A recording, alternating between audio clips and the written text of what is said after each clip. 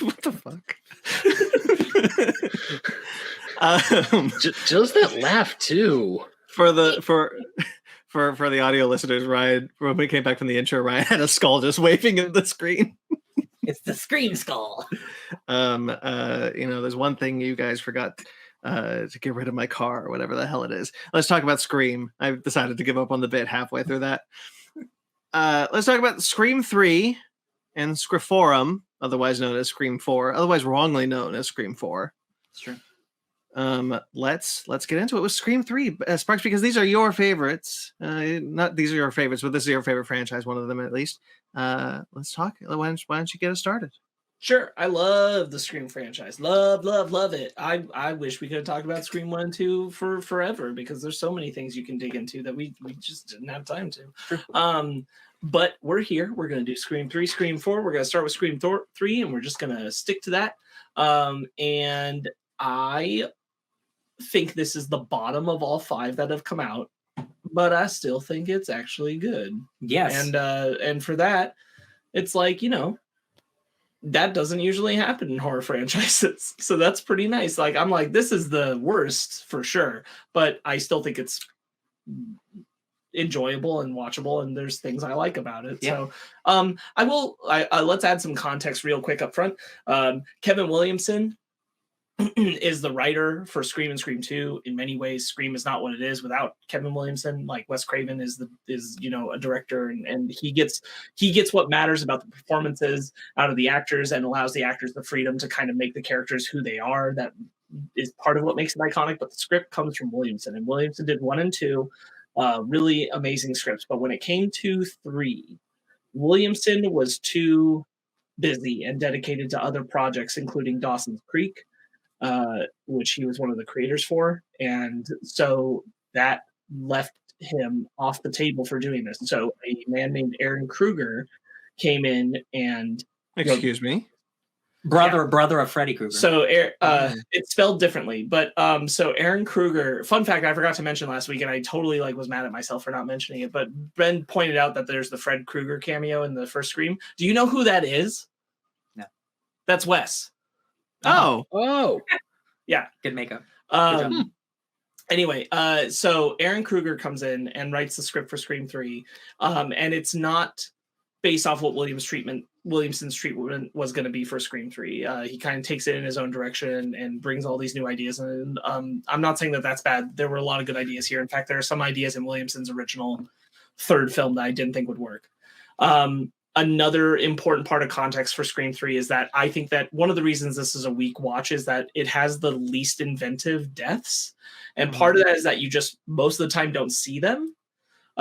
Like, the violence happens off screen. There's actually a reason for that. This came out in 2000, and the year before, and while they were making it, was Columbine. Mm-hmm. And there was a lot of discussion around like media and media effect on violence. And since that was something Scream was actively commenting on, the studio wanted them to pull back on the violence that was shown on screen. So that's one of the reasons why long-term the deaths, I think, are just kind of all in this film. That's part of it. That's kind of centering the conversation around that context. We'll bring up Aaron Kruger again for Scre4m, because Williamson wrote the whole script for Scre4m, but had to leave partway through the production due to working on the Vampire Diaries, which is another show that he created.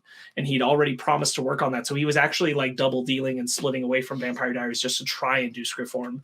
He didn't end up getting to get everything for the script out. So the ending and a couple of other beats of Scre4m, they actually also come from Kruger.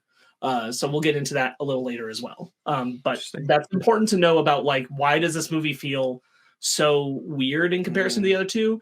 It's both the factors of the time, like the Columbine thing, and it's the change in writer, which changes the voices of not as much the characters as much as I feel like the show, it's the movie itself. It has a different feel. Its pop culture references are not as smooth or wry or witty as the first 2 films. Yeah. And we'll kind of get into that, but like I've given enough setup, I think. I'm fairly positive on this film while acknowledging there's a lot of problems. There's a lot of problems with it. I want to hear Ben first, I think. Ben, you first exposure to it. What was your impression? Yeah, I enjoyed it. I could see after watching Scream 4, I could definitely see why people would say Scream 3 is a low point. We'll get into it, but I love Scream 4. I absolutely loved that movie. Stoked to get to that one for sure. Yeah, that one. Whereas Scream 3, I still liked. It was there's still a bunch of parts, a bunch of things from like the previous movies that obviously make it into this one. It's like it's not a Scream film without the killer coming back to life at the last seconds only to get shot or killed and for reals. But I mean, I could see why. I was actually more surprised about all the celebrity cameos. Like Jane, Silent Bob were in this one. I did not know Patrick Warburton was in this one. Threw me a little bit. The Jane Silent Bob one. Yeah, it always does. Yeah, I mean, I can see why, because you're right. A lot of the action. Yeah, because I come for the Scream movies. Well, now I'm coming not just because I'm watching because it's like it's homework for me for the show, but now one of the things I do enjoy about the Scream movies is how the killer kills people. Like in the first movie when he crushes the best friend in the garage door, and I guess and also just like the on and off again romance between Dewey and Gail. That was I started this movie and I was like, wait, they're not together yet. Yeah, they still broke up between the two movies because I forgot a lot about this movie. Yeah, and all in all, yeah, I can see why this is on low, but still, it's a fun trilogy. It's still something that puts a. Honestly, what I like about this movie the most is how they really take the movie angle and run with it. Sure, as it is kind of like a horror movie within a horror movie, sort of. Yeah, so. Absolutely. While watching this movie, this has a reputation of being the worst Scream movie, and I haven't seen it in a while. I kept waiting for it to get bad, and it just never got bad. It never hit the highs of Scream 1 and 2, but it is a perfectly serviceable perfectly horror movie. In terms of Scream, it's the weakest Scream movie, but like this is a better horror movie than a lot of other horror movie sequels are. If this movie is better than a lot of other like horror franchises in total. Like this is a good horror movie that has all the style stripped of it. I still think it's a good horror movie. It just doesn't have any of the things that makes it super impressive like the first two movies have. But that's also not true because I still think some of it is really fun. Like it still has like the movie stuff I really do enjoy. The thing that I like least about it is I just think the killer is incredibly weak. And for it being a trilogy ender, it just doesn't really work for me. I just think the character who they choose, it's like I like the idea. I think the execution is just like, sure. But it's not. I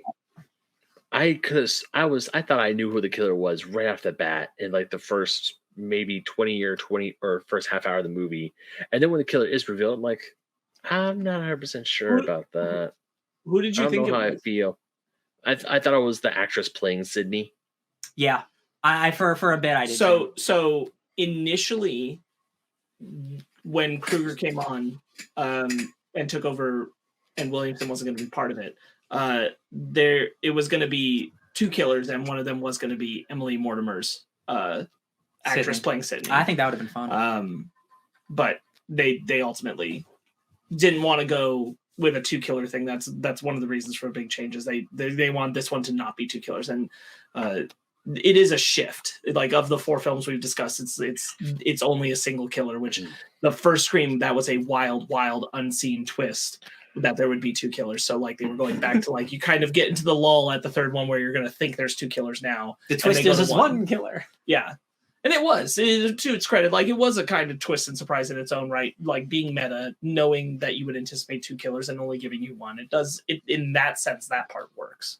Brandon, your thoughts, though? I know you're low on he this doesn't one. like it. No, it's not necessarily that I don't like it. I guess it's just more to say that I just don't like it. There's one good kill and there's some interesting comedy bits that I found funny, especially with Parker Posey. Her character is pretty funny. But it's really not. I'm really indifferent on it. Honestly, I can't remember a lot of it. Even now, like I watched it this week, and it took me all week to remember who the first kill was, and until I remember, I was like, right, it was Liev Schreiber. Cotton. Technically, it's Christine, then Leah Schreiber. Right, you're right. But the yeah, those are my initial thoughts. Yeah, we'll get into it more. There are things I like, but ultimately, I'm pretty south on it. You bring up a great point. Like, I think without Parker Posey, I like this movie a lot less. 100%. I adore Parker Posey. Parker Posey as the actress playing Gail, Jennifer Jolie, which is a play on Jennifer Aniston and Angelina Jolie, is the name of her character. Jennifer Jolie, Parker Posey, she elevates the comedy of this movie. And this was also, again, like this movie does, I think, not that it always lands, but it does go for comedy more than I think most of the others do. Yeah. And that, again, is also a reaction to the Columbine thing, which is totally understandable. I get how they felt in this spot. But I think that she brings so much to the table, and it's so enjoyable to watch her bounce off both Cox and Arquette, but specifically with Courtney Cox's Gail.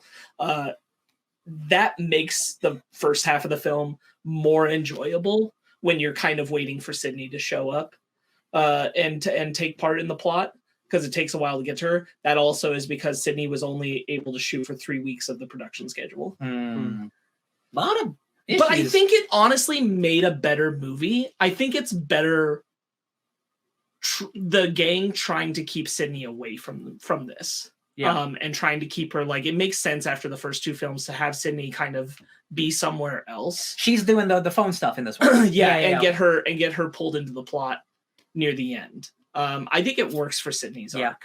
That they're being protective, and ultimately Sid decides, like, looking at all three films, like, this is Sydney being like, I can't hide anymore. Like, the last movie was, I'm not going to run anymore. The third movie is, I'm not going to hide either. Sheriff Dewey. Yeah, let's jump to, I think, Cotton is our celebrity death, which is also an interesting one that we don't get a new unexpected celebrity cameo. Cotton shows up at the beginning, and you kind of go, "This is a Scream movie. Cotton's dead." Yep. But I think it's really enjoyable. They do introduce the mechanic that also is, like, for me personally, it's a hang up I've never been able to let go of. It's the Achilles heel of the film, which is the I can be anybody's voice box. Get it out of there. I don't care for it. I think it's a bad device, especially because later Scream films have to pretend that it just didn't exist because it would ruin the future of the Scream franchise. I get the idea for where it came from. And honestly, Ryan and I talked about this. I was like, if it only ever replicated Cotton and Gail's voice, I could buy it, because you could say, like, they use so much capturing of their voices from television and things like that. But the fact that it can replicate Sydney's, I'm like, get out of here. What are you doing? Come on. Bullshit. We can't even, like, make Mark Hamill sound normal on The Mandalorian. Like, there's no way. This was in, like, what, 2000 or whatever? Yeah. Yeah. It takes me out of the movie a little bit. Now, what I will say is that once you've gotten to the end of the movie, in hindsight, I do think it makes the scene where he kills Jenny McCarthy's character better, because that's not a voice changer. Yeah. That's just Roman. Yeah. And I thought that was actually better for it. So I wish that those were kind of the only three scenes where you thought a voice changer was being used. Was like when it's Cotton, when it's Gail, when it's... actually, I don't think he ever uses Gail's voice, which he should have. Gail's, no. Uses Dewey's, uses Sydney's. Steal the detective's phone or whatever. Yeah. Detective McDreamy. For me, that introduction of that voice box thing is a real problem. Yeah. And why take work away from Roger L. Jackson, who's so good? Exactly. Yeah, I agree with that. I don't think the villain is very good. No. I like it in concept, and this is because Sydney Nev Campbell doesn't get a lot of screen time because of what you said, Sparks. But, like, they should have had a scene together beforehand, because the whole reveal of, like, oh, I'm the director of Stab 3 and I'm your brother. That's why I'm doing this. It's a lot to do in that reveal moment. And if they had, like, a scene between the two of them prior, it would have done a lot of that heavy lifting, and I think would have been ultimately better. The only thing I do kind of like about it that I think is smart and kind of funny is, giving the script a little bit too much credit, but it's true. Roman doesn't know Sydney actually came out of hiding. He thinks that he's just kind of failed to get her until Parker Posey's character lets it slip at the party. When they get there, they say, "Oh, we got a call from Sydney. Is she here?" And Roman thinks they're just talking about the actress playing Sydney. He doesn't know that Sydney came out hiding yet because he wasn't around when the detectives brought her on set. And I think that's rather clever because that's when he initiates the plan. Like, I'm going to capture Dewey, and he starts everything that night at the party, capturing Dewey, his birthday party. And he knows that Sid's there. That's the only part of that kind of works for me in the sense of like that they hadn't seen each other before. But I agree, like the execution of the very good idea, I think, of the half brother thing, and like taking it back when you are doing like that trilogy idea of what Randy's rules say and everything, going back and uncovering like this backstory that you didn't know was there. I think all that is pretty good. Yeah. The execution is sloppy. Yeah, and like. Well, I want to talk about Randy's sister also, which I also think is a sloppy exposition machine. But I'm actually retroactively really happy about that because it gives us pretty cool characters in 5. Sure, yeah, and we'll touch on that later when we get to the 5th one. But yeah, I agree with you. It's like we could have just had Dewey say that he'd been holding on to this tape, and he's like, it's the craziest thing. But Randy said if this was ever happening again, we should watch this tape. Yeah. And that would have been enough. Her introduction does feel like weird, and not only that, like it's one of the worst line deliveries in the franchise where like they say like Randy had a sister, and then it cuts over to her and she's like, "We miss you in Woodsboro, guys." And I'm like, that's awful. Just truly terrible. One of the worst line readings I've ever seen. And like they weren't making these movies back to back, so there's no way they could have done it. But again, like if you wanted Roman to be like this like overall threat of like the whole franchise, like if he's the director of the original Stab movies and they're on 3, then put him in Scream. He's not 2. the director of the original Stab. Oh, Robert Rodriguez is. Oh, that's true. That's right. That's true. Okay, he's directing this one. Okay, yeah. Then there's nothing they could have done to make him better. They just have to put him in the movie more, and I don't. Yeah. Never mind. Yeah, like we're jumping all the way to the end and talking about this, but I do think it's let's do it here.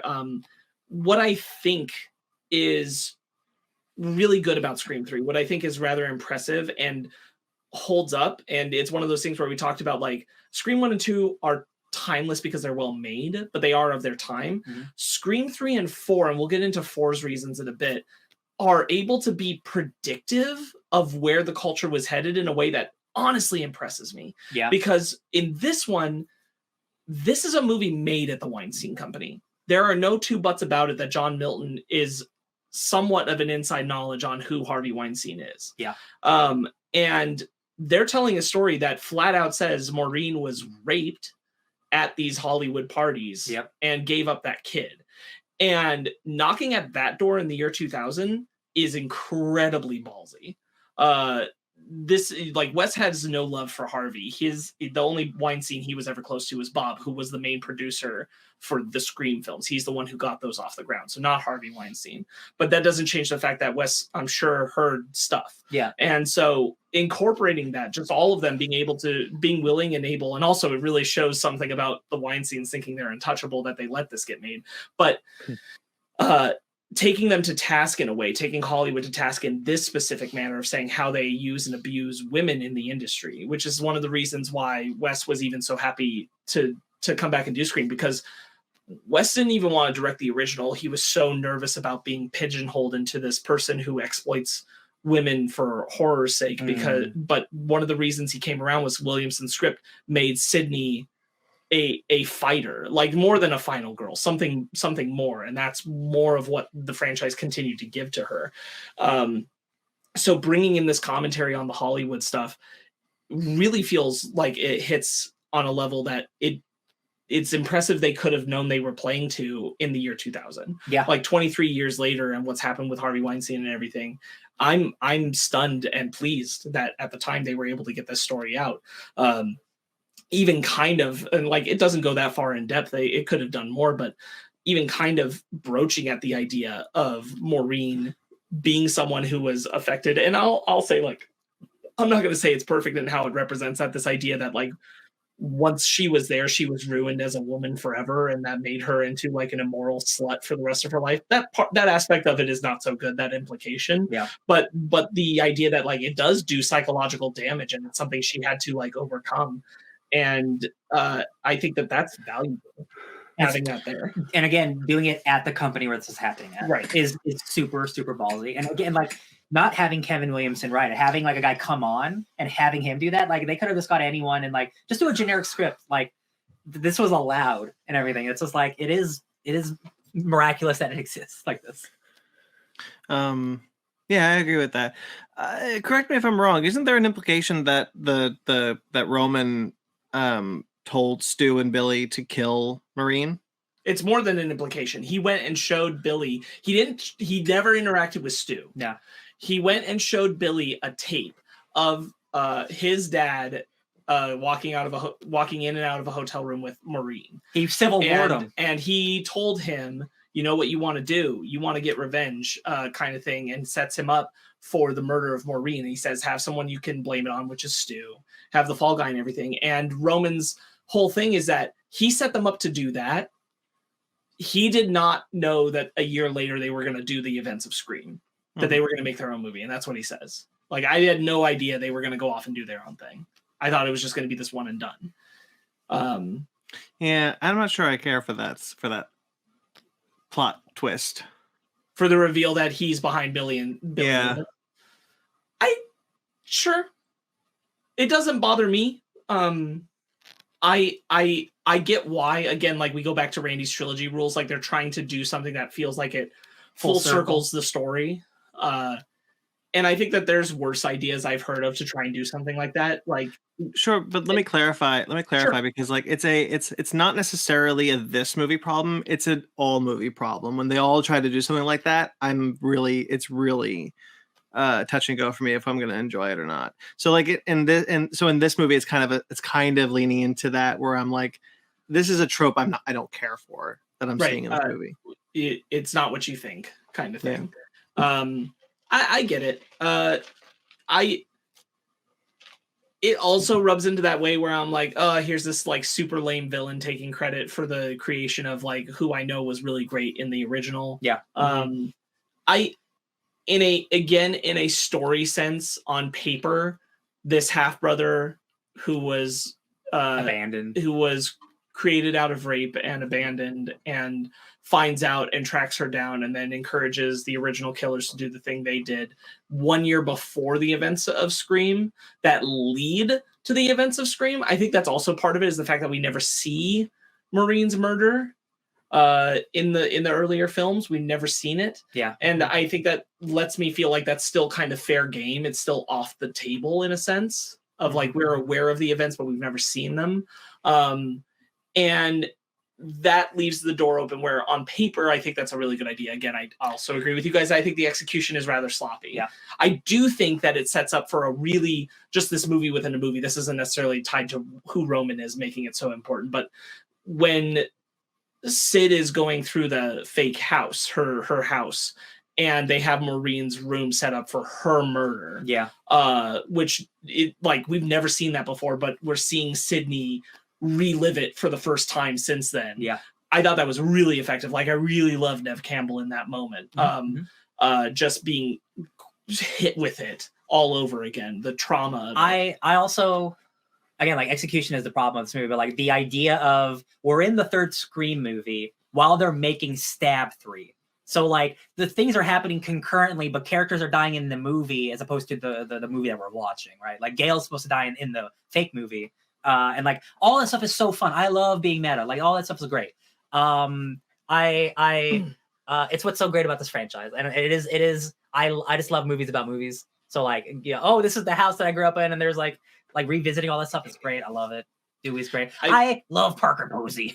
I will say that in terms of like the set and stuff, I feel like it's at the wrong point of the movie. It feels like that's where the final act should have taken place. Yes. Like we shouldn't have gotten Sydney to the set that early.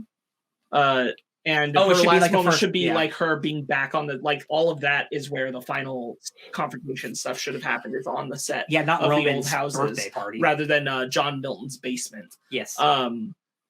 And that I feel like would have had a lot more emotional impact, but they put like Sydney encountering those spaces earlier than I thought they would have. Something they introduced in this movie, I think it's this movie. Sydney starts hallucinating seeing her dead mom. Mhm. And no spoilers, but that's something that's a concurrent thing that happens in the franchise. And I'm like, oh, like, because I forgot that was a thing that happened. So I'm like, oh, this makes sense why this is happening again in a different movie. Yeah, It's spooky. Spooky. It is spooky. She has a dream sequence, which I'll be honest, I don't care for whatsoever. Mostly because I'm like, you're Wes Craven. You did Nightmare on Elm Street. You did this. How does this dream sequence look so bad? That it's just like fog and then a window I can't tell is there because it's too goddamn clean. His budget got cut that day. It's not a very good dream sequence in my opinion. Yeah. I like her being traumatized by the memory of her mom, but like it also feels convenient to set up like the Roman stuff bothering her that she's dreaming about her mom right now. It is coincidental. And that whole section I'm like, I like getting weird and everything, but this is just not working for me. Sure. Like one of my favorite kills. Well, my favorite kill in this movie might be actually one of my favorite kills in the franchise is in this movie. Honestly, it's the gas explosion when the fax machine is faxing through the script pages, and they're like, and it's like, well, the first person to die will be the one who smells the gas. Man, so good. If only he had brought a flashlight back in with him, then nothing would have happened. Yeah, he takes out his match. He takes out his like lighter. I actually I like that kill a lot. It's definitely the most, to me, it's very of its time. It's fitting in with a lot of the horror movies that were coming out around here. It's very Hollow Man to me with the way it's executed. It's very, I'm not trying to detract from it. I think like the idea of it is good.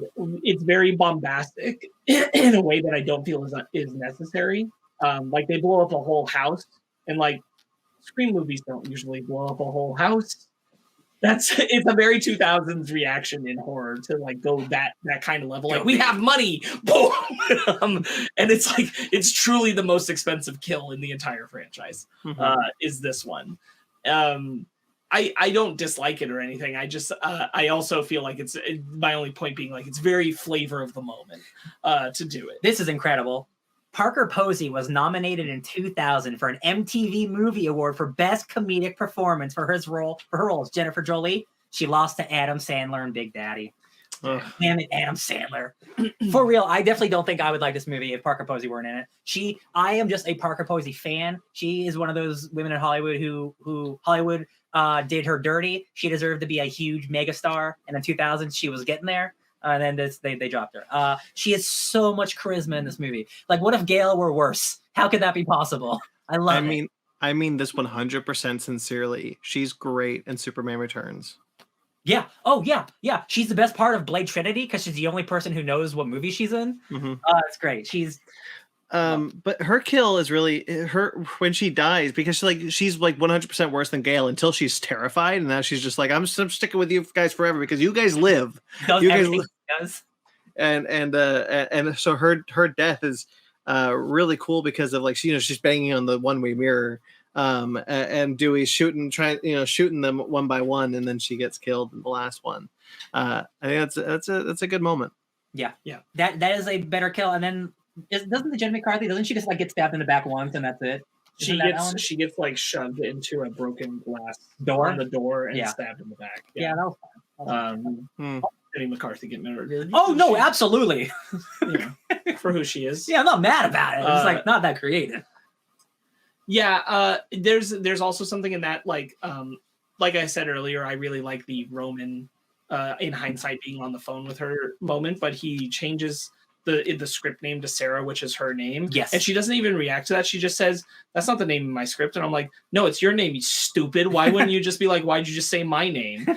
Like, what are you doing? I don't even remember your name, so I get confused. Like, it's dumb. Wow.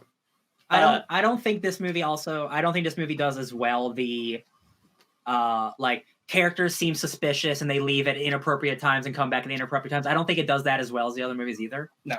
It does it, but not to the same extent. We're like, oh, like you're suspicious on purpose. I'm like, I don't think you're the killer. You just went away because you have to go away. Like I think it's a much more apparent and like not as like Dempsey. It's with Dempsey when they're like when the movie really wants you to think that Dempsey is the killer. I was like, yeah, they really want you to think that. Yeah, he's not.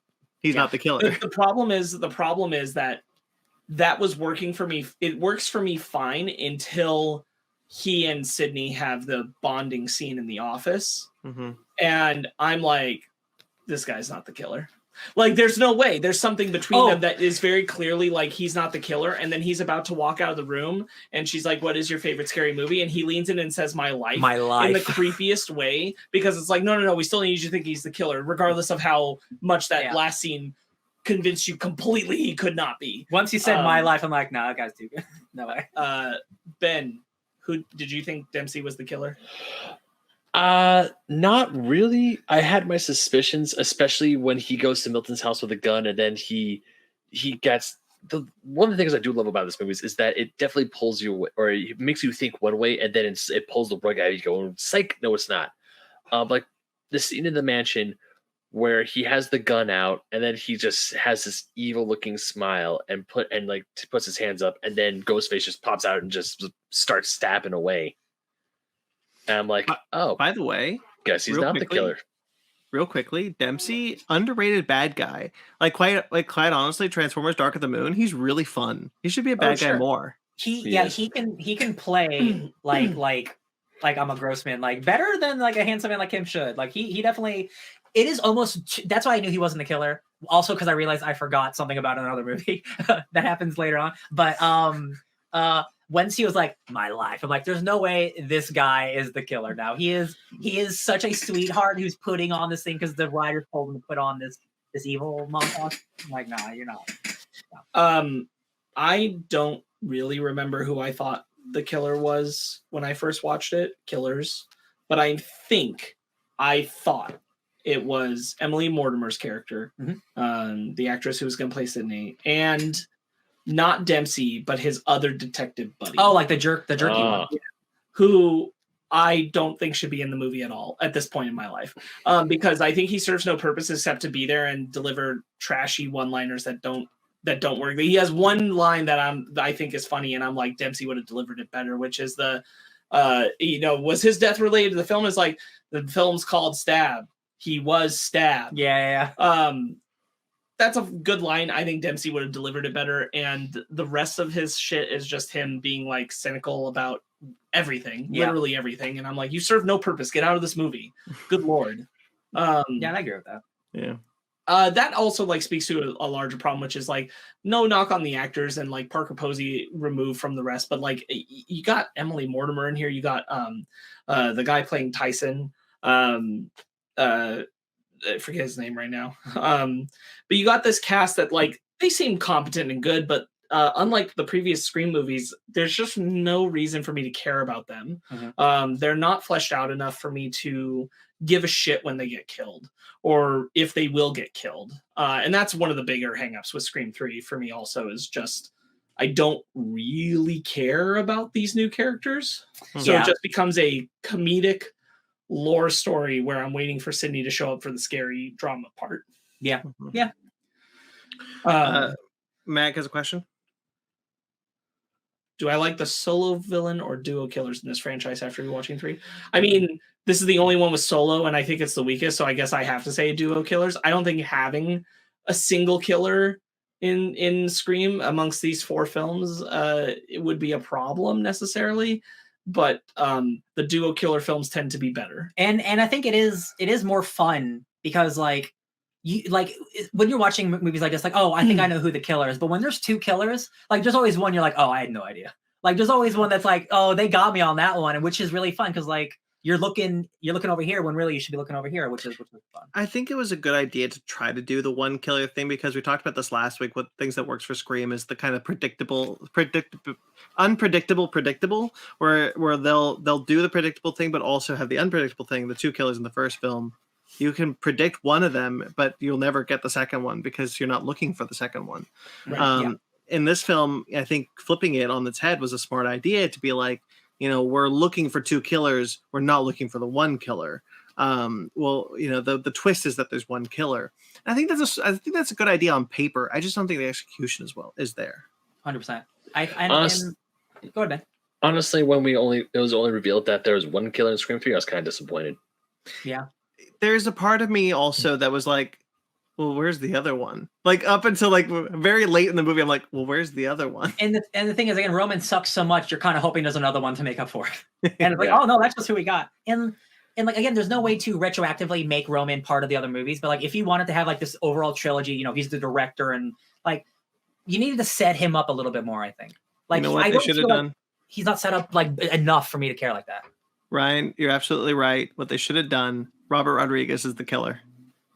Dude, this movie would be a 10 out of 10. Are you kidding me? If Robert Rodriguez played himself and he was a killer in a Scream movie, that would be the greatest thing ever made. Even if this is the worst Scream movie and that's the finale, 10 out of 10. Oh, God, that'd be pretty funny. That'd be so good. Yeah. Let's see. I do like the taking out of Cotton at the beginning. Yeah, I think it's a solid bit.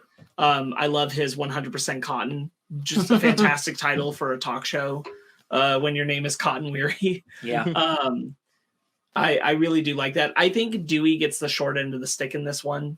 I think Gail benefits from the dynamic of their relationship in this one. It gives her a lot to chew on as a character, but Dewey is the one who I feel like more or less regresses. I don't think that's 100% what it is. I just think he gets a lot less development because of the change in their relationship. Whereas like Gail, I feel like this is the one where it feels in many ways like this is the one where Gail's kind of wishing that Dewey and her were back together and had worked out, even though she's the one that left. And this is the Scream film where that feels really strong, that's what's going on. And I like that aspect. Yeah, I do like that Gail, because it is true. Like she did help solve these other murders. So like, it's not like she could become like a privatized deputy like Elvis or anything, but like she should be able to in this movie like help her not husband solve a case that she wrote a book on. And like, for a movie like that makes sense, Well, that's why Dempsey's character brings her in. Like she is working with him. Yeah. That's true. You're right. But Dewey's giving her crap left and right. Yeah, so. You should give her a little respect. Yeah. Yeah, I think that's pretty good, and I think you're absolutely right about Dewey. There's some good stuff with like Patrick Warburton. I think he's very funny. That's really good. But like other than that, Dewey doesn't really get a lot to do, other than just kind of put Gail down for leaving him. Yeah, he's just kind of like defender of Sydney, and I like what David Arquette's trying to do with the script, I think, which is like make a Dewey who's trying to act tough about it. Yeah. And not want Gail back. He's the sheriff. But he's also like real sweet on her, and it's hard for him not to be that. I just don't think the script is servicing his performance. Yeah. Do you know who is servicing him? Jennifer. Yes. Parker Posey has this incredible bit where when she's really nervous because she thinks she's going to die next because they're being killed in script order, which goes out the window at a certain point. But she improvises. We know that this is an improvised moment where she jumps up into be cradled by Patrick Warburton. She jumps up into his arms. I think it's an incredible bit. That's improvised? Yeah. She's the best. Parker Posey's really, really good. Yeah. She knew what movie she was in for sure. She's got that bit where they go and confront is it Lance Henriksen? Yeah, Lance Henriksen. Yeah, who's playing John Milton, and they go and confront him, and she's all hyped up on being part of the Scooby Gang, and she's like, "You're obsessed with her, and you're obsessed with her daughter," and they're all like, "Whoa, calm down." You brought up Scooby Doo. You know who the villain of the Josie and the Pussycats movie was? A Parker Posey. What a legend. What a legend. I remember that movie.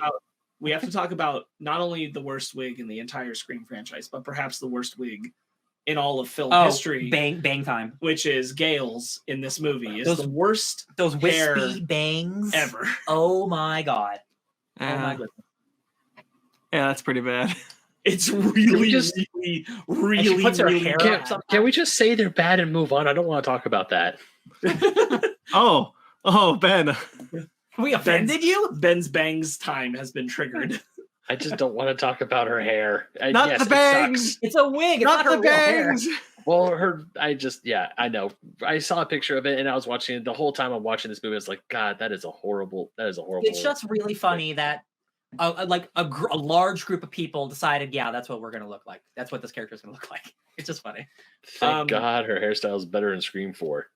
On a note, Marco Beltrami is the composer for all 4 of the first 4 Scream films, and it is bizarre that it's hard for me to capture any of his themes when it comes to Dewey and Gale. Dewey's is so subdued in this. Yeah, it's like there's like an overall like score. It definitely this one returns a lot to more like the operatic, like Mag, it doesn't matter because this was a wig. Yeah, no, yeah. Mag's bringing up that he forgot what Courtney Cox looked like in Friends. That's why she's wearing a wig, because she was in Friends. But the point is that it's a wig, so they could have picked a better wig. Yeah. Like it just didn't need to look this bad. Yeah. Anyway, Ben doesn't want to talk about it. Also, we're coming up on 3 hours too, so it's true. Sure. Well, Ben's getting testy. Oh, I see. Got it. My bad, Ben. We should have a rule that you can leave if you're too tired to continue. No, I want to talk about Scream 4.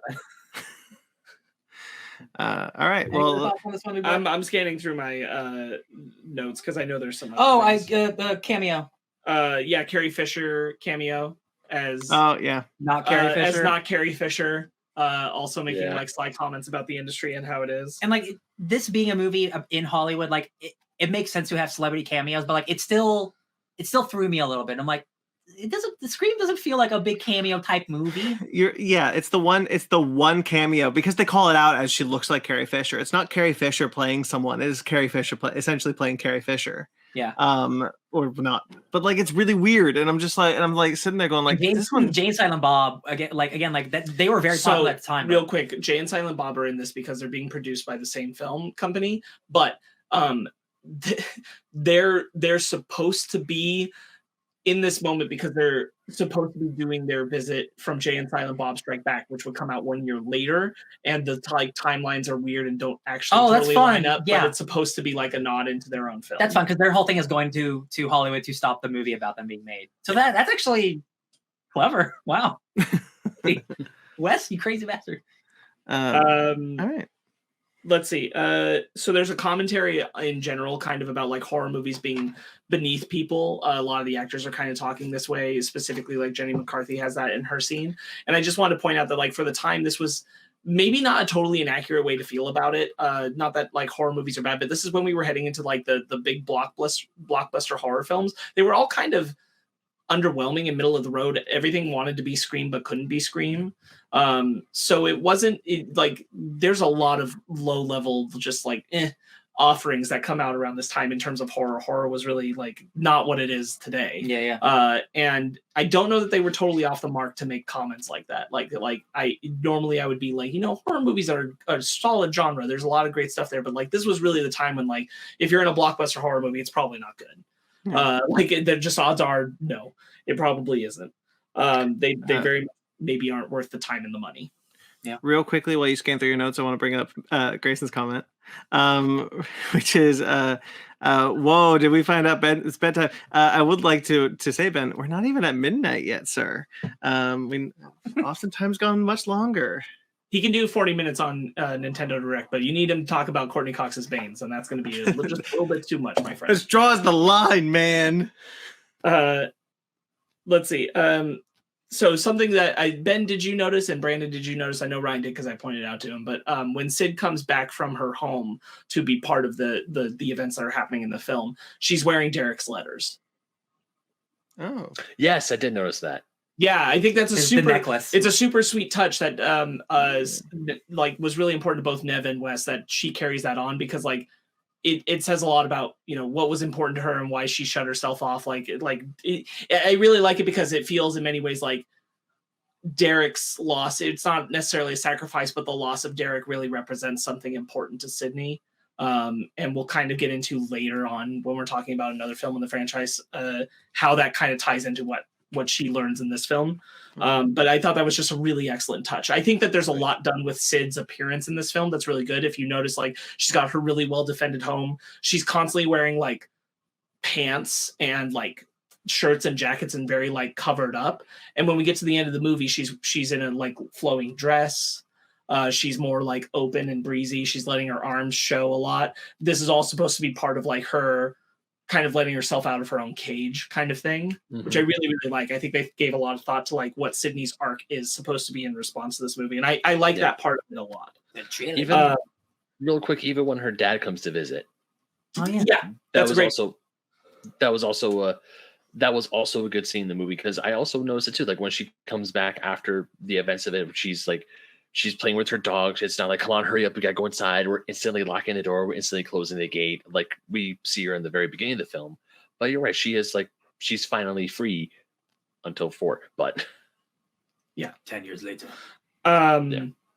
I really like Kincaid and Sydney bonding. We touched on that scene, but I wanted to highlight a specific line where he tells her the way to stop being haunted is to be with people.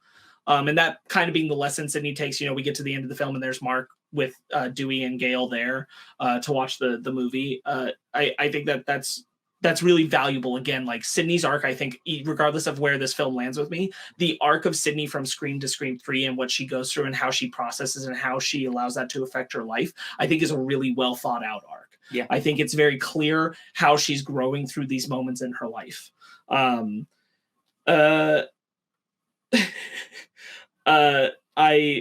really like Tyson gets taken out. Real sad. He's our black male character who's not given a lot of time in this film. Token black guy for not another teen movie, by the way. Yeah. But I really love when he's gotten chased and hurt by Ghostface already. He goes around the corner and he looks back and he's like, "Oh, you motherfucker!" Like just trying to get away from it. Very funny. That rug pull is gnarly. Again, like cutting down on the bloody violence, but a gnarly one. No, definitely broke his neck in that one. The last one I really want to get into. I really do love Sydney, what she does where she gets so fed up with Roman, like regardless of the execution of Roman, when he's laying out his monologue of shit at her, she's like, will you just shut up? I've heard this all before. I don't care. Yeah. And his reaction, this is the part I like about Roman's performance, Scott Foley's performance as Roman, is where he's going, shut up and take me serious. That kind of mentality. I love that because that's what I love about when Sid takes the killers out. She's like, you are so pathetic and beneath me. And like, they're demanding to be worthy of the honor of killing Sydney. They're demanding to be recognized for being that impressive. And Sydney's like, I do not give two shits. Just do what you're here to do. My God. Mm-hmm. And when she turns the tables on him, I think that's all really good. If like that, the half brother storyline, I think is nicely touched on with the like actually grabbing his hand as he's supposedly dying, even though he pops back up and has to get shot in the head after that. Which is one of the times where I'll say, like, I kind of wish it had ended without him doing that pop up again, because I like the hand grab moment. I think there's an amount of like, regardless of the fact that like Sid makes very clear, like, you're responsible for your own choices. Like Maureen's choices didn't make you into a killer. You chose all of this, but still acknowledging that like trauma and pain happened between both of them. I think was a nice touch, but then we have him pop back up because it's a Scream movie. So I just wanted to touch on that because I think that's valuable. Yeah. All right. Well, that's Scream 3. Let's rate. Like we'll rate it. Yeah. So rate it. Ben? I give it a solid 7. 7. I would give it a 6.5 or a 7. I'm kind of bouncing around between the two of those. Give it a 7.5. Yeah, I'll go straight up 7. I really think that there's a lot of good story and meat ideas here. It's just not all executed as well as it could have been. But the most important thing, which is Sydney's arc, that remains solid. Yeah. Oh, one last thing. Sorry. We talked about last time, Scream 1 and 2, there's always like one moment where you're not entirely sure if Ghostface is there. I would make an argument that you can say that there's a moment of that in Scream 3, which is the moment when she sees Maureen in the covering body get up on the set. that could have been her trauma activated, and the Roman had already left when she tossed him on the bed. And I like that there's still a moment where you're like, was Ghostface there, or is this Nev's Sydney's trauma? Is this it's the third one where there's also like all the dudes in masks? No, that was two. That was two. We talked about that. Got it. Yeah. Scre4m. Scre4m. Scre4m. You love this one, right? I do. I will unapologetically say that as of right now, this is probably my favorite of the Scream films. I love how meta it gets. I love the double fake out in the beginning of the movie. I did not expect to see Anna Paquin and Kristen Bell, or Kristen Bell stab Anna Paquin in the stomach. Yeah. I love all the characters in this movie. I love Hayden Panettiere in this movie. A lot of the kids, I was like, yep, that's definitely like how high school was or how high school was portrayed in the 2000s. And you were right, Sparks. The twist at the end was unbelievable.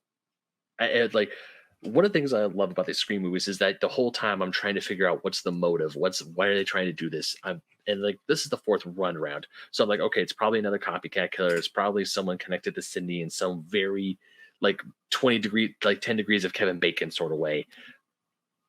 But then the reveal, it's her own damn cousin, the same girl we've been following the entire movie. They bring back the double killers, and even then I'm just like, yo, like that whole thing, that whole reveal was like even I'm like, holy shit. And even when we get there's like 20 minutes after Dewey gets there. Yeah. And even I know, like, one of the things I do love about Scream films, especially like the beginning of 2, Gale and Dewey, they're at odds and they get back together. Scream 3, they're at odds and get back together. I was like, oh great, are they gonna be at odds and get back together again? No, they were married for 10 years. I'm like, yay, something of a happy ending. Kinda. Yeah, progress. I love this movie. I absolutely had a blast watching it.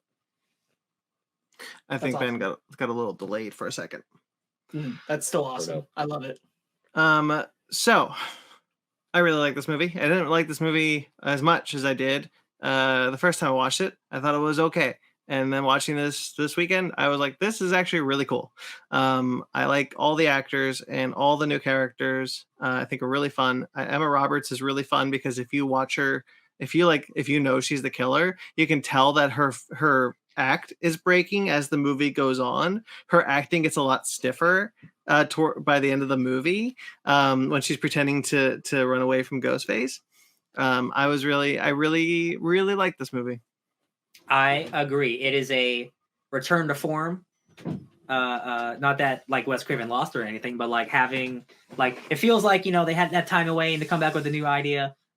This is great. This is another banger entry. I agree. All the characters are great. The 21st century approach of being meta and filming everything is great.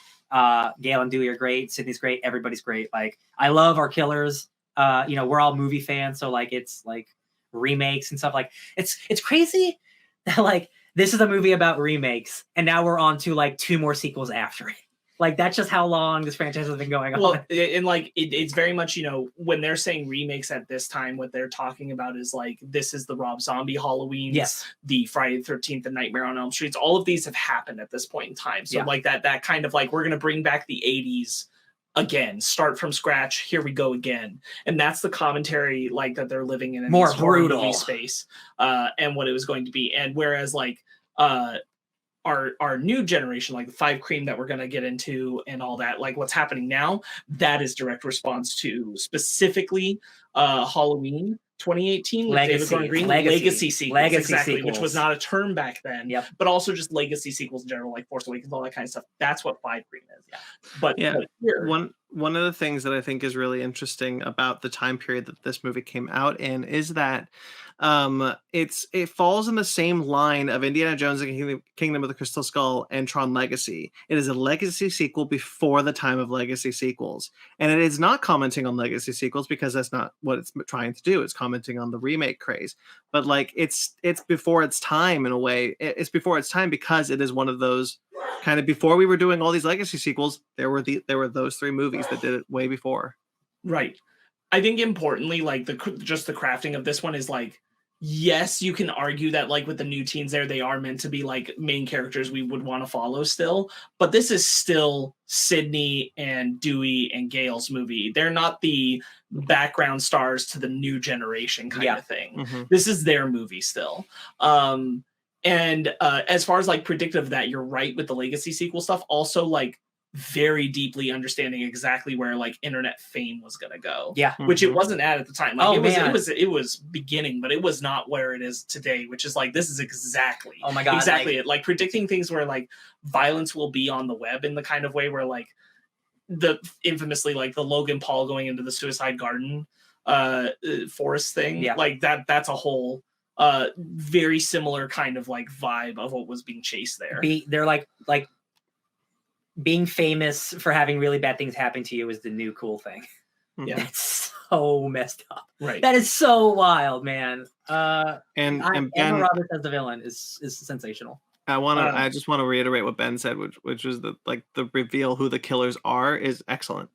Yes, I agree. Frankly, I think it's the best since the first. Yeah. It completely blew me away of who the killer was because I totally thought it was Trevor. Like lock, stock, and like the second Trevor shows up, like the similarities between Trevor and Billy. Even when Sydney opens the door and sees Billy in Jill's room, sees Trevor in Jill's room. I was just like, doesn't this look familiar? And even she was like, you remind me. So of it me. does, but it's from the other perspective. I'm gonna tell you, Ben. I've watched Scream too many times in my life because the very first time I saw Scream 4, the moment they get to the house scene at the end, I knew for a fact Trevor wasn't the killer because they did a weird thing, but I'd seen Scream too many times to not get it. Trevor is dressed in the exact same clothes as Sydney's dad in Scream 1 when they pull him out of the closet. The exact same clothes. And I was like, oh, he's not gonna be the killer at all. He's wearing his dad's like blue jacket, basically. I wasn't really suspecting him anymore. I was pretty sure he was the red herring at that point, but I was 100% confident the moment I saw his outfit. I'm like, no, not him. Yeah. And there's a good parallel there because Billy and Stu want to frame the dad in the first movie, and Emma Roberts and not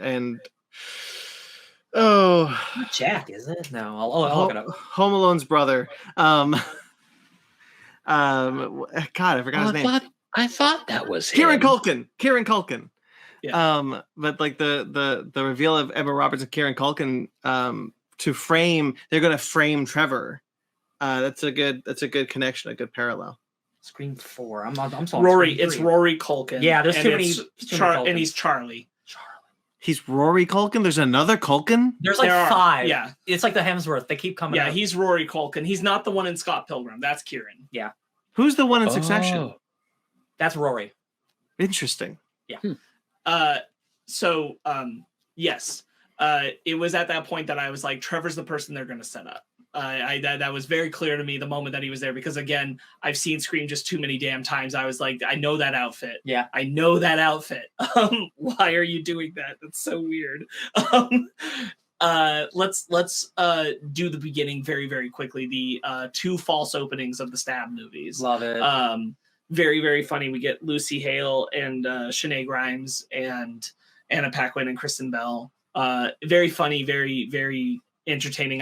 But the part that really makes me happy about it is Britt Robertson's character being like, this just doesn't make any sense. Like, if the beginning of Stab 7 is Stab 6 is actually inside of Stab 7, then what happens in Stab 6? It's just so, I think it's so good going up its own butt. I really enjoy it. Because they also mentioned that Stab 5 had time travel. Yeah. Yes. The only part I don't like about that is I don't like the fake phone call, fake out afterwards with them that's in the real world. When she goes upstairs and then she calls her with the Ghostface app, I was like, that's a third fake out, guys. Like, one too many here. I gotta one too many. The cameo ones were fun, but you gotta settle me into the actual movie now. I can't do another fake out about who's Ghostface. That was the only part that for me in the opening didn't really work. That Kristen Bell and a Paquin sequence is pretty good though. Yeah, no, it is for sure. It's a lot of fun. This movie is definitely more brutal and more bloody. We see some I more like- lines. I like the kills in this one. There's a kill where the president from Battlestar Galactica, Kate, in this movie, she gets stabbed in the neck through a letter opener. Yes. Yeah. That's a really good kill. Yeah. That was brutal. I was Yeah. not expecting that, but the second you hear the shink, I'm like, oh no, why did I think about the letter opener or the letter slot? And even that was just like messed up how Anthony Anderson died. Yeah. Where he just So, lobotomized. I do want to get to them, but real quick, I want to go to, because she's barely in the movie, and who Brandon's referring to, which is Jill's mom.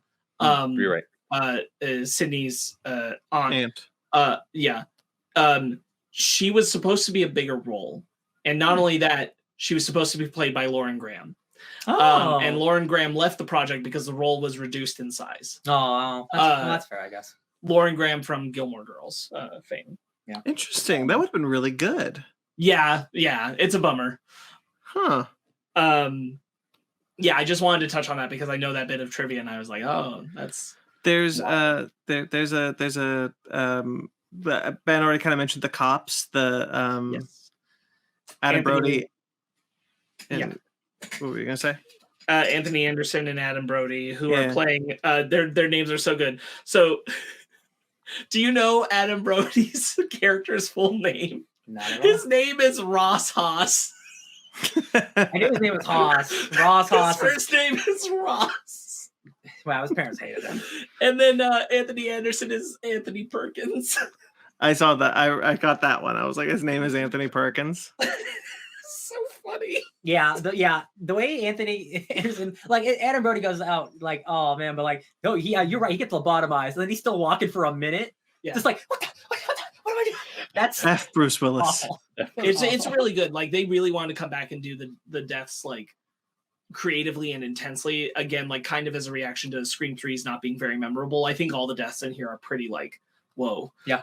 Especially the murder of their friend across the way in the window. That's such a intense and brutal scene. I didn't It's say a- your closet. That's honestly, like, you see that coming. Like, I'm in the closet. I didn't say your closet. You kind of see that coming, but it's executed really well. Yeah. Olivia's death. I was just, it got me. I completely ignored about Olivia's closet, and that when that happens, I'm like, oh shit. And Yeah. Olivia dies, and it's just like, it's gut wrenching because she was even like, yeah, no, I'm getting out of here, which unfortunately was her own demise because the killer was in her closet. Yeah. And she's not in the movie for very long, but like I really like the energy, the chemistry basically between that trio, her and Hayden Panettiere and Emma Roberts. When they first get in the car at the beginning of the movie, I'm like, I can follow this trio. Yeah. These are fun friends. I like this. So losing her still felt like a blow. Yeah. Like already we've got a character that I'm endeared to much faster than some of the new characters in Scream 3. Oh yeah, definitely. Kirby is wonderful. Kirby's great. Oh, yeah. But does Kirby die, or do they? Because I So wasn't Ben, watching this with subtitles on. I'll say this: you don't see a dead body of Kirby, and there's a reason for that. Hayden Panettiere actually had it in her contract she could not die on screen in this movie. No way. She had a lot more pullback then. This was, like right Heroes. hot on the heels of Heroes. So when she made her contract for the movie, she could not be killed. She could not die on screen. Love it. So now's a good time, I think, to talk about this real quick. So I mentioned that Aaron Kruger comes in and the entire hospital ending, that's Aaron Kruger, not Kevin Williamson. I like that And ending. the reason that happened is because they made changes and Williamson wasn't able to be there.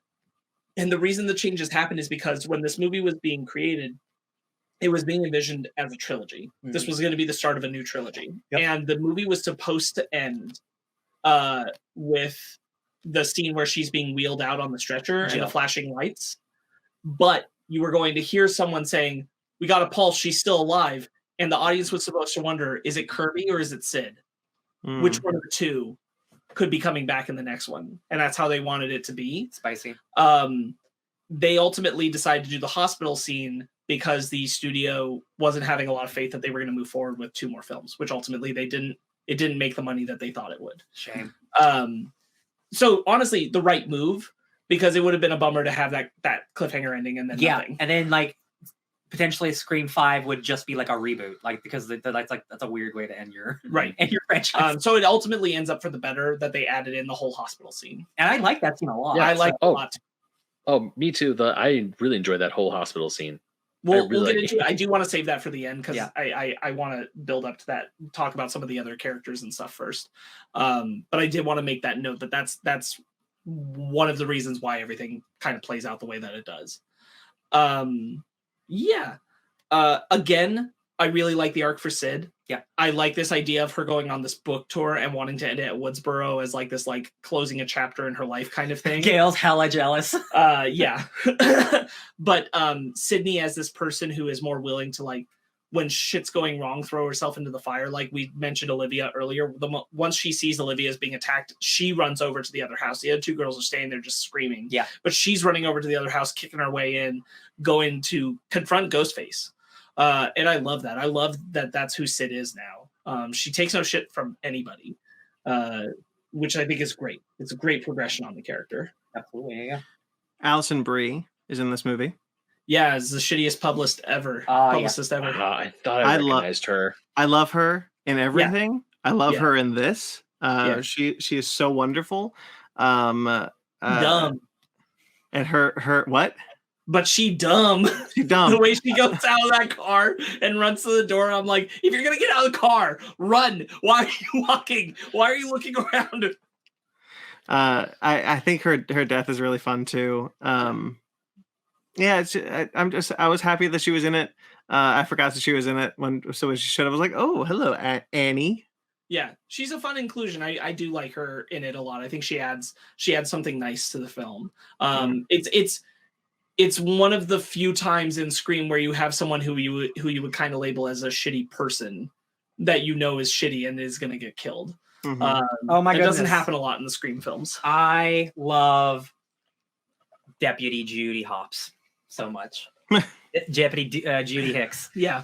She's just like she wants to be like the next Dewey. She loves Dewey so much. She makes him cookies and lemon drops and Gail has having none of it. She's just a fun, really weird lady. She stands in shadows sometimes for no reason. Oh, that was really, really funny. Like, Judy, what are you doing? With her standing in the shadow the first time, part of me thought she was the killer, but then I thought, nah, they do this a lot where they make you think it's one person, but it's really not. I think that scene is meant to make you think that and also then be dissuaded of it, because when she moves out of the darkness, it's very much like, I went to school. I just really nice. It's really nice to see you again. Like, I think you're supposed to kind of suspect like that's weird and then go, oh, she's just a nice person. Yeah. She's a little off. Yeah. A little weird. I like it. Was a huge crush on the sheriff. Mm-hmm. There's this bit with her after Sydney's aunt is stabbed where I thought what the movie was going to do for a moment there is have Judy kind of run with this idea that Sydney was the killer. Yeah. Because of the way she talks about like finding the stab victim and then Sydney fleeing the scene on the call. It felt like that. I definitely, the first time I saw it, thought, oh, are we going to get like a narrative where she's trying to say that Sydney's the killer? Yes. Which I'm glad we didn't, honestly, because it's not, that's never been a worthwhile story to me to try and tell, even if like it's not real and just characters suspecting it. I'm like, I don't want people suspecting Sydney's the killer. It's just a bad route. And at this point in the franchise, like, come on, no way. Yeah. I do talk about, because we were talking about shadows, I do want to talk about, like, it's my major gripe with the film. It is my absolute major gripe. This film's very dark, and I do mean like visually it is dark and not lit the best. It's a lot of natural lighting, and it's very, very different from how the lighting is in the first three films. It feels different stylistically from the first three films. I do think to some extent this was trying to emulate horror movies at the time, but this is one of those instances where that kind of bothers me because I'd rather it just felt consistent to the world of Scream. I will also say just in advance, Ben, this is not a problem I have with 5 Cream. I don't think that this lighting problem exists there, so it's only this film. Yeah. And it only irks me because, sure, if it's commenting on horror films at the time, I get it. But like, if I'm just watching the Scream films, it's like, oh, why does this one look kind of bad in comparison, like visually? It is also notably a different cinematographer and people than the original 3. So that can be part of it too. But there are several sequences where I just don't like the look of the movie, which bums me out. I wish it looked as good as the first three. Yeah, it just kind of looks we shot it on digital and didn't really do anything with it. Like the lighting, it's like very natural. Like if they're outside, it's just outdoor lighting. Like it's very. And there's a lot of nighttime outdoor stuff. Yeah, and it all isn't lit very well. And I was like, that's kind of hard on a rewatch. To be honest, like I don't think visually the film holds up as well as it should. Yeah. That's my major knock on the movie, so I wanted to get that out of the way. I think it's really funny that they still made Stab 3, even though the director killed half the cast. That is absolutely an unhinged world. Wild. Absolutely. Well, when you see the way that these people react to these movies, like we have to make another one. They're throwing shit in the theaters. Like one of the first studio screenings of Stab is like people dressed in the costumes, like not even watching the movie, flipping out, like stabbing their friends. This is like Quentin Tarantino's universe of how people are affected by violence in films, like turned up to 12. Yeah. Like it's a lot. It's just really funny when they mentioned like the original trilogy, Sydney and blah blah blah, and I was like, oh, they finished Stab 3, so the director had to come in. They had to recast some of the roles because, again, the director killed half the cast. I can't even. Man, that's like a fake documentary I would love to watch. I also like that this film is very good. I'm moving to another area, but I like that this film it has a more believable high school cast. Like the age appropriateness is a much smaller gap than it was in the original Scream, and it's poking holes at the archetypes. Like more than once, the like busty, attractive young ladies are acknowledged to be like have 4.0 GPAs and be very intelligent and all these kinds of things. Like I think that's really nice. Kirby is a film nerd. She might not be a film nerd who's like as vocal and like I'm gonna like talk about the club all the time, but she is in the club. Yeah. She does like movies a lot. She has that huge monologue of all the horror remakes, which is incredible. So I like that they just like really are breaking the mold on like the archetypes that even the first movie was playing to. Oh, Stab-a-thon. Real quickly, I want to get Ben's ire and talk about hair. The Kirby's hair, incredible, beautiful. Oh my gosh, love it. I said it to them like when we were watching, like whether that was her own hair choice or like the movie's choice to give Kirby this haircut. Incredible. She pulls it off really flawlessly. Looks so good. Kirby is such a cool, fun character. Yeah. I agree with you, Brandon. 100%. She looks great. She looks great throughout the whole movie. 100%. Charlie, that's the killer thing, Charlie, right? Yes. I remembered who the killers were because again, like I watched this movie relatively recently. I watched it before I saw Five Cream, to catch up for the first time. But like I remember the kills, but I'm like, oh yeah, they do a really good job of not showing you who the killer is in this one. I think it does a really good job, especially with Charlie. I did not remember Charlie at all. And watching the movie, I'm like, man, they're doing a good job of hiding him. I will say, I don't think it's a problem. Yeah. It's just noticeable. When you watch the movie again after knowing that Jill's the killer, you really start to notice, damn, Jill's not around a lot. They're taking notice. I specifically remember she's like, oh, I gotta get my phone, it's upstairs, and then she's gone 20 minutes. Yeah. And I'm like, y'all, no one's why is no one paying attention to where Jill is? She's like, yeah, I found my phone. What's going on after someone got killed?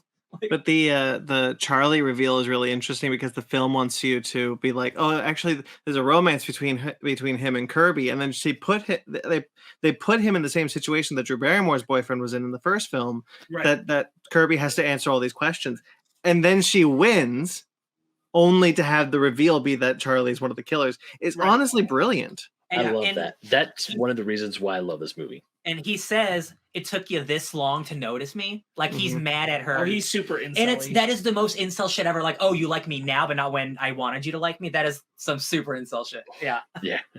It's like the second he says that, I'm like, okay, you suck.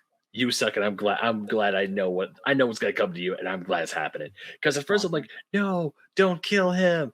Because then Trevor comes back, ruins the moment, and I'm like, Trevor, you suck. Like the whole movie, Trevor, you suck. End of the movie, I was wrong. Trevor doesn't suck. Trevor is he's a bad guy. He's a bad person. Yeah, he sucks as a person, but he's not like murdering people. Yeah. Who invited you, Trevor? Yeah, that's here Kieran Culkin, Rory Culkin, Charlie. He when he gets stabbed because he's just like we're gonna be Billy and Stu, and then he gets stabbed, and Sydney's like, no, you're Stu. Yeah, He's Billy. Right? Yeah, she said, she's like, you said it yourself, Billy and Stu, you and Trevor. Yeah, I thought that was really good. I'm dying, man.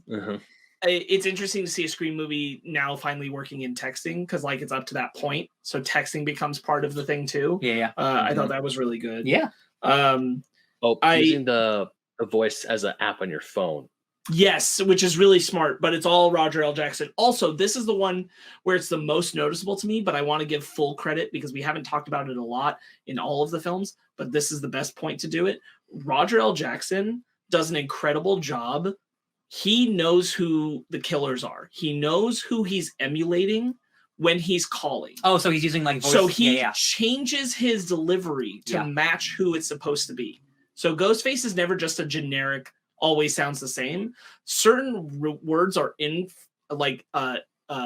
emphasized and spaced out in a way to try to match the performance of the person who is the killer. Yeah. So when Roger L. Jackson is doing that, he's trying to differentiate Charlie from Jill, so that if you're listening, you might be able to tell which one is on the phone. So you saying that triggered in my brain something. I'm going to jump way ahead real quickly. I'm not going to spoil anything for 5-Cream, but just to kind of reiterate what you're talking about and say that I agree. One line has never left my head, and it's an honor. Yeah. And I think about that all the time, that delivery. Yeah.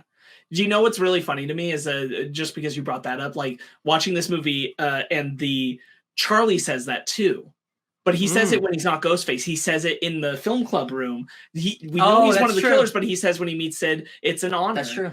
Which is totally normal. And like he ends up being one of the killers and then having a killer actually, as Ghostface say it to Sid, not to Sid, to Dewey. I think in the next one. We'll get there. Don't worry about it. That's why I don't want to go too far into spoilers. Yeah. No, absolutely. Though, like Roger L. Jackson is very good, because if you really we've just gone through all 4 of these movies pretty quickly.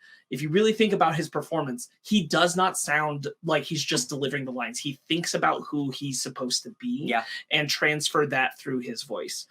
He's an incredibly talented voice actor. Also the voice of Mojo Jojo, for anyone who's wondering. A lot of other notable roles, but he is the voice of Mojo Jojo. No.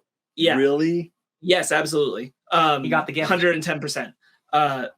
I really, really love what he does with Ghostface, and specifically in this one, there are ones where I'm like, I know for a fact he listened to Emma Roberts talk and recreated it on the phone, and it sounds great. You know what? Before you telling me this, because I'm not going to say I noticed it in every movie, but I definitely noticed it in Scream 4. Yeah. I assumed that it was just Emma Roberts recording the line in like I'm gonna kill you, bitch, and then he would just go, oh, that's how you did it. No, I'm gonna do it, but like. He could just do that. Like I'm sure, like I doubt they record all the lines like the actors doing it. So like him just being like okay, that's how your mannerisms are. I'm gonna put that in this Ghostface voice. That's incredible. That's talent. Yeah, it's really funny going through his IMDb because I want to see what else he's done. But I was like, oh, he's in Call of Duty. Oh, as Ghostface.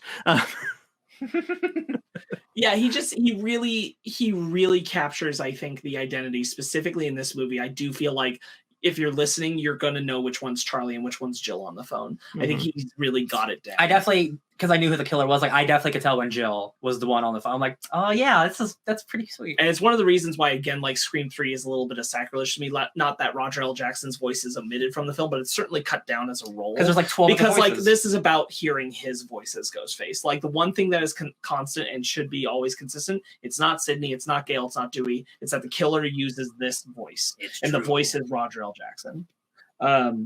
I will make a note that I kind of wish Scream 4 did more with the setting of Woodsboro. This will carry over to 5-Cream a little bit too, but for some reason to me this felt like the one rather than I don't feel like you can do what I'm about to say in 5-Cream because the events of Scream 4 happen in Woodsboro, but it does feel like in this one there was an opportunity to embrace the Woodsboro murders as part of the identity of the town have that be something that like our characters are grappling with, where like some of them are like, this is not great to come back to this town and have the, like they are taking down the Ghostface decorations. That's what I was going to say. Yeah. And I'm like, what if those were done on purpose? What if that was the town, like, that's their way of celebrating Sydney coming, is decorating for the thing that's, because like it's also the Stab movies and that's a cultural phenomenon and it's famous, but like it's also her life. And so like the popularity of Woodsboro as a small town comes from being famous for these murders. And if the town had started to,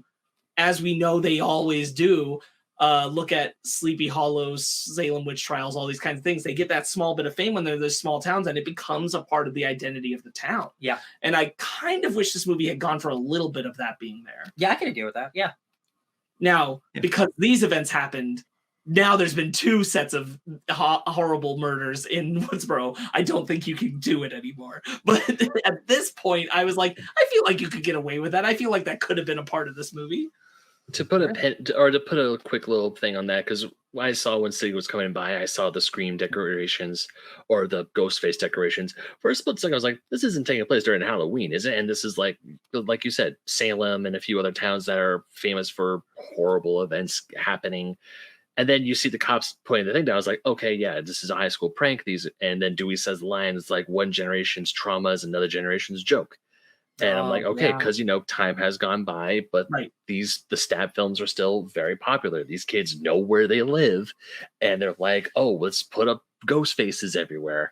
I mean, well, the ghost faces were put up by high school kids. It was a prank. No, I thought the ghost faces were up there because it was Sydney's coming home, and it was on the anniversary of the killer. Oh, it was. You're right. You're 100% right. Not. It wasn't a prank. It was the city was like, let's put up Ghostface. This would be great. I just want them to lean into it more. Like, I wish the mayor had been there. Like, Sydney, isn't this great to like bring in the mayor and make it this whole thing? And Sydney's like, this is actually super horrifying. I lost all my friends and family, and have it be like this really misguided idea of like, classic Bear from Jaws kind of stuff of like, well, this is the thing we celebrate.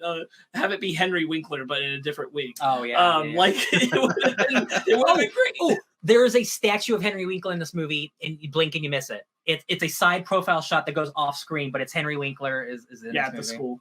It's fun. Yeah. The mayor should have been Carrie Elways. I just feel like there's something that could have been chewed on about like all the things that they want to comment on with the pop culture and how it affects things, how it affects a town, and how it's affecting the teens who live in that town could have been part of that, and I kind of wish the movie had the room to go for that or breathe on that. I wonder if Scream 6 will do some of that. It being in New York, maybe just embracing it. Let's see. Well, there's a musical called Stab that we see in the trailer, so I assume they're embracing it. Yeah. Also, there is no Red Right Hand song in this movie. Yep. Egregious. How dare they? What an oversight. So mad. No, really. That is iconic to Scream. It's in every movie. It's in all of them except for this one. Super weird that it's not there. I do like Dewey's new, like, kind of reintegrated, rejuvenated, picturesque sheriff life theme. Bow, bow, bow, bow. I like the inclusion of him as the sheriff. I thought that was really smart of them to do. It does feel like he's truly grown up now. Yeah, he isn't you've seen Dewey grow up into who he is now, and he takes full responsibility in being the sheriff and trying to do right. It does also result in him kind of like constantly getting to situations a little late, but that's okay. Yeah. Also him fighting with Gail for a bit. It's like, dude, you know that she's right about a lot of things, and then he finally comes around, and I mean, it sucks that it takes her getting stabbed in the shoulder for him to like come around and be like, yep, you were right, you were smart, should have listened to you the whole time. I like the Dewey reveal in the hospital where it's like, how did she know I got stabbed in the shoulder? Oh shit. Mm-hmm. So yes. Also an interesting thing in Williamson's original script, the way they learned that wasn't going to be a reveal that how'd she know I was stabbed in the shoulder. It was actually going to be Dewey. It was going to make him a little bit smarter, honestly. It was going to be that Dewey figured out she was stabbed so cleanly in the shoulder so that she could write the book and make Jill famous. And that was going to be the connection that he makes. Like there was going to be a more elaborate of Dewey putting it together. It was like, it's supposed to be like Dewey's triumphant, like, I figured it out moment that he kind of does on his own, rather than being queued up by Gale. And then that was truncated down. I like the tee up though. I like them working together. Like it would have been cool to have like Dewey have like an aha moment, but like I like them together figuring it out. Yeah. I'm not necessarily saying I have a problem with this version, but I do understand like the desire to have a Dewey has a like light bulb genius moment of realizing like this was a specific stab for a specific reason, because it's very noticeable when you see the scene where she gets stabbed. Like it just like the Dewey's got the gun on them and like they're still like, I gotta get this done, stab in the should leave. And like why the shoulder? We've seen people stabbed in so many places, like it's so specific. Can we talk about the hospital? Yeah, one last thing. Trevor gets shot in the dick and it is graphic. Yeah, it is. So the hospital has a really good moment when they kill Jill. Well, kill Jill. The clear, is so good. It's when it's the last words. Yeah, clear. It's just zaps her. Excellent. And again, same deal of Jill being like thinking she's so suave and on top and got it, and not just being a shitty teen out of her depth. Sydney's alive. What? Oh, I really need to go see her. Yeah, it's like a murderer. The 5 minutes of Jill beating the shit out of herself is amazing. Oh my god, it gets worse and worse. Mostly because like it does such a good job of going from uncomfortable to funny to uncomfortable again. Yeah. Really, really good. She stabs herself. She runs into a mirror.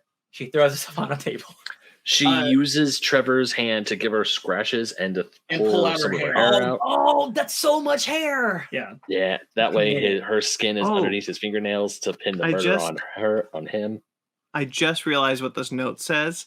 Now that we mentioned that, because I've just trying to figure out for like 5 minutes. When Emma Roberts, after she does that, she like hobbles over to Sid and like poses herself next to Sid. Brilliant. A mirror of Sydney. Yeah. Again, uncomfortable to funny to uncomfortable to funny. Like this movie works so much, especially because Jill is, her reveal is so good. Emma Roberts' commitment to the character of Jill is so good. That last scene is, those last two scenes are incredible. She just owns the moment. Yeah. All right. Anything else? I truly am thrilled with how well this movie did turn out. I think Emma Roberts' inclusion was genius, and having her be the killer was a great reveal. Just absolutely brilliant, especially as this person motivated, like living in Sydney's shadow and wanting her own taste of fame and all this kind of stuff. Sorry, I can lean in. You keep just moving way over. No, sure. It's just like no, I get you. It's so impressive that it was able to come off this well. Frankly, especially at a time, again, a time period where like when remakes were being done, they were usually poorly received. Not that all horror movies were, but certainly the remakes were.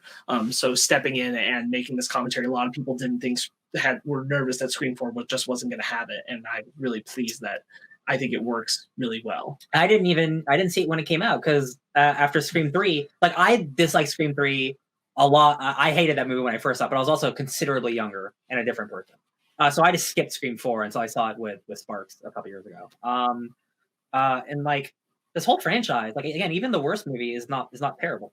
Wes Craven's just got it, and like being gone for 10 years, coming back, like it's like he never left. Just adopting, a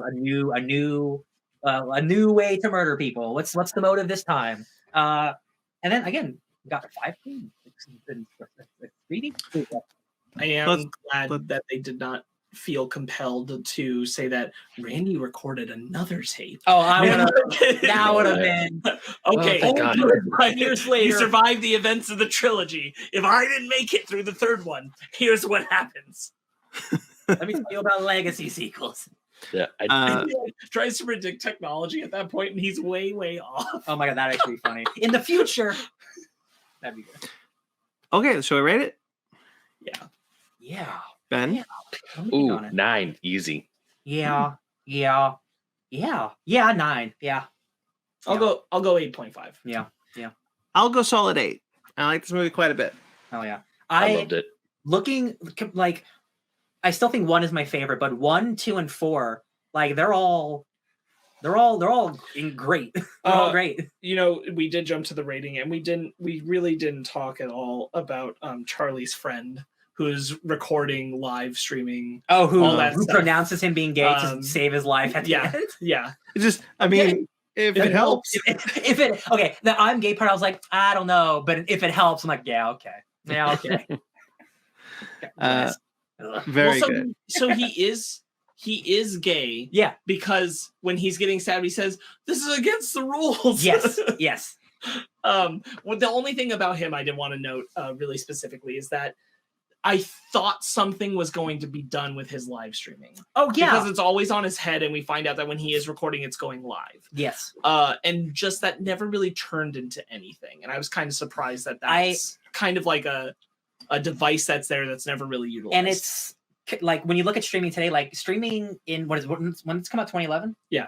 Streaming was not what it was. Not even close. So I wonder if they had the idea of, we're streaming it live, but they didn't really do any more research into it, because especially back then, like there was no like Twitch or like live streaming on YouTube. Yeah, but we've seen plenty of movies like makeup technology bullshit. I just thought there was going to be something there where like they found out someone was about to get killed or someone was getting killed, or maybe do the thing from like just something was going to be done with it. But like the only thing that ever really happens is that for a period of time you're like, oh my god, his camera's facing the wrong direction. That is the only. You're right. Yeah, they don't really do anything with that. That's true.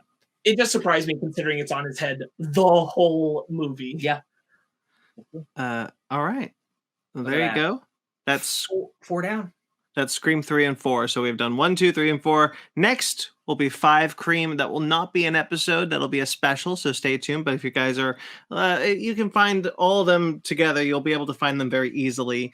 But 5 Cream will not be next week as an episode, because that will be Ant-Man and the Wasp, Quantumania. Yeah, but it's all happening. I'm really excited for Ben to be fully caught up and get to the 5 Cream. Ben, honestly, if you like Scre4m that this much, I think you are gonna adore 5 Cream. I have a feeling that after the Scream 4 or Scre4m, Scream 5, or as we've been calling it, 5 Cream, that's what it's called. It may be my new favorite Scream movie. I don't know. I didn't think I was gonna. What you like about this movie? I think you will doubly like the next movie. Well, I can't wait. Oh, I'm sorry. One last thing. Sydney has one of the best lines in the entire Scream franchise in this movie, and it's like you forgot the first rule about reboots. Oh yeah. Don't F with the original. Incredibly good line. It's true. Sorry, we're done. It's okay. That's that though. So why don't we go into our book club?